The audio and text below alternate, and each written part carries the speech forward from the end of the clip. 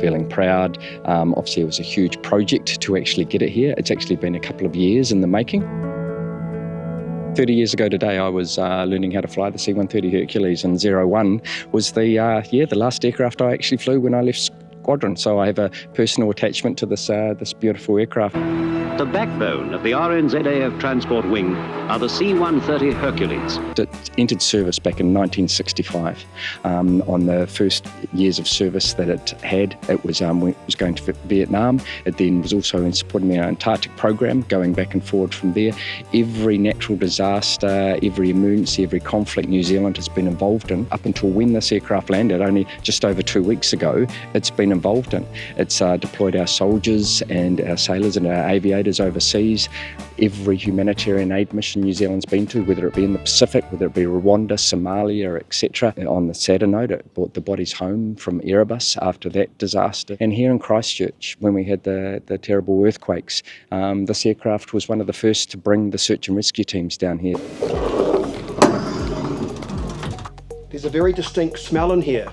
Yeah, there is. It's interesting, every aircraft seems to have its own smell inside, but this, I guess, the smell, you could say it's 60 years of service to the nation. A lot of New Zealanders have an affiliation with the ute, and this is kind of like the ute of the skies, as was described by one of the maintenance team up in Auckland. You put stuff in it, you put people in it, and you take it to wherever it's needed. So when people would see this aircraft arriving, whether it be after a natural disaster or etc., they know this is a rescue aircraft, it's coming to help. But this aircraft can drop loads from the air, so the ramp at the back would open right up into the sky, and you could drop loads straight out the back under parachute. The toilet, so here it is up here. It actually comes down from here, but sometimes referred to as the honeypot. So it would sit down here. There's a wee step that comes on, and you've got the privacy curtain up here that would go round. You've got obviously 4 engines, so you've got your engine condition levers here, and then you've got your the throttles pretty much here. The captain would sit in the left-hand seat, and the co-pilot would sit in the right-hand seat. And the seat that you're filming from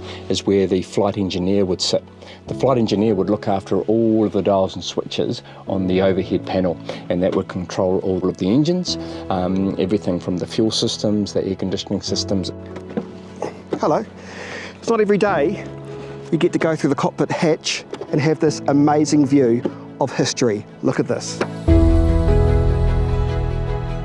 This machine behind us is a museum in its own right. Absolutely. As part of the museum, we have to put it on display, but we don't have anywhere large enough. So we're embarking on our fundraising campaign and starting to get our funds together so that we can build a forever home, making sure that through this aircraft we tell the story of all of the men and women from our armed forces and all of the men and women that has helped throughout the years. And that is a responsibility that we don't take lightly, but it's one that we are so looking forward to.